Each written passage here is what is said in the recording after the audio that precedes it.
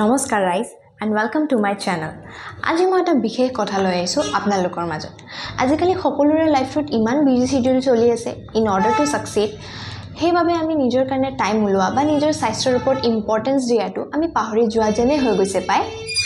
What we actually need, more social, more creative, more confidence আৰু বহুত কিবা। বাট কেতিয়াবা কি হৈ যায় ৰাইজ, আমি বহুত ষ্টাক হৈ যাওঁ in the same old pattern আৰু একো ভাবি নাপাওঁ যে হাউ টু চেঞ্জ ইট।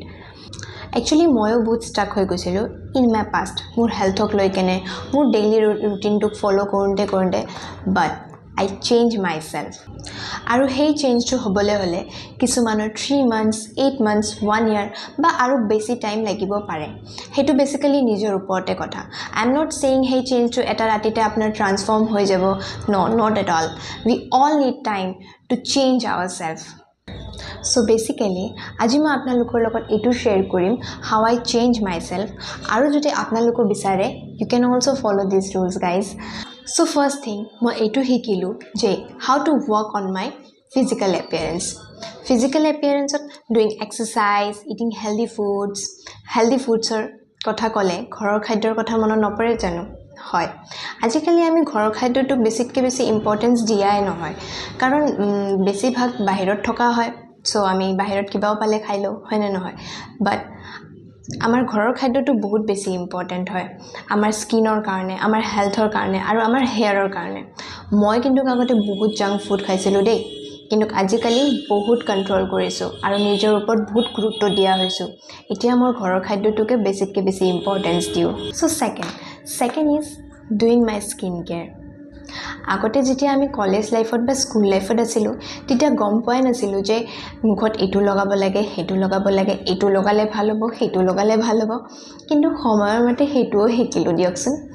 এতিয়া মই স্কিন কেয়াৰো ফ'ল' কৰোঁ আৰু বহুত ভালকৈ পেম্পাৰো কৰোঁ নিজকে, যিহেতু আজিকালি স্কিন কেয়াৰটো বহুত বেছি ইম্পৰ্টেণ্ট হৈ গৈছে সকলোৰে লাইফত। আৰু গুৱাহাটীৰ বতৰটোতো জানে, স্কিন কেয়াৰ নকৰিলে যে কি হ'ব। কিন্তু এতিয়া ময়ো সেই ৰুটিনটো ফ'ল' কৰোঁ and I love to pamper myself. So' third number, taking care of my hair. মই কিন্তু হেয়াৰত অইল লগোৱাটো আগতে বহুত বেয়া পাইছিলোঁ, কিন্তু এতিয়াহে গম পালোঁ যে হেয়াৰত অইল লগোৱাটো বহুত বেছি important for our hair growth. Not just oiling, shampooing, conditioning and hair mask is also' a best part for hair. নিজৰ হেয়াৰৰ কাৰণে আৰু হেয়াৰ গ্ৰ'থৰ কাৰণে এইবোৰ বস্তুটো আমাক ফ'ল' কৰিবই লাগে। মই কিন্তু আগতে এইবোৰ ইউজ কৰা নাছিলোঁ দেই, কিন্তু এতিয়া সময়মতে সেইখিনিও শিকিলোঁ। এতিয়া মই হেয়াৰ অইলিঙো কৰোঁ, হেয়াৰ শ্বেম্পু কৰোঁ, হেয়াৰ কণ্ডিশ্যনাৰ ইউজ কৰোঁ, হেয়াৰ মাস্ক ইউজ কৰোঁ আৰু বহুত গুৰুত্ব দিওঁ মোৰ হেয়াৰৰ ওপৰত। তাৰে পিছত most important, how we dressed up and well styled our self. আজিকালি ড্ৰেছ আপটো বহুত ইম্পৰ্টেণ্ট দেই, everywhere. We go' for job, for interview, for dating app or for function. আৰু মই এইটো বিশ্বাস ৰাখোঁ যে নিজকে নিজে প্ৰেজেণ্টেবল ৰখাটো বহুত বেছি ইম্পৰ্টেণ্ট। মই কিন্তু মোৰ ড্ৰেছ আপটোক লৈ কিনে বহুত মেইনটেইন কৰোঁ। আপোনালোকে কৰেনে বাৰু? কমেণ্টত জনাব দেই। চ' এইখিনিয়ে মোৰ পাষ্টৰ পৰা মই এইখিনিতে বহুতখিনি উঠি আহিলোঁ। আৰু মই এটা কথা ক'ব খুজিম দেই আপোনালোকক, লাইক যোনবোৰ ক্ষীণ মানুহ মোৰ দৰে আৰু যোনবোৰ ফেট পিপল, সেইবোৰক মই এটা কথা ক'ব খুজিম যে মানুহে বহুত কিবা ছাজেষ্ট কৰিব দেই, এইটো নাখাবা, সেইটো নাখাবা, এইটো খালে ভাল, সেইটো খালে ভাল আৰু বহুত কিবা ছাজেষ্ট কৰিব। বাট মই এটাই কথা ক'ম, just be yourself. Don't feel low' or don't feel weak. I suggest always love yourself, trust yourself and accept your thoughts. আপুনি যেনেকৈ আছে বহুত ধুনীয়া আছে আৰু নিজকে নিজে একচেপ্ট কৰাটো শিকিব দেই।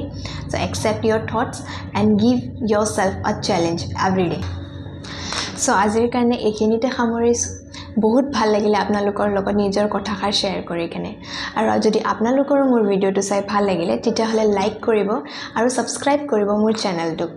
আজিৰ কাৰণে এইখিনিয়ে, লগ পাম আকৌ নেক্সট ভিডিঅ'ত। টাটা!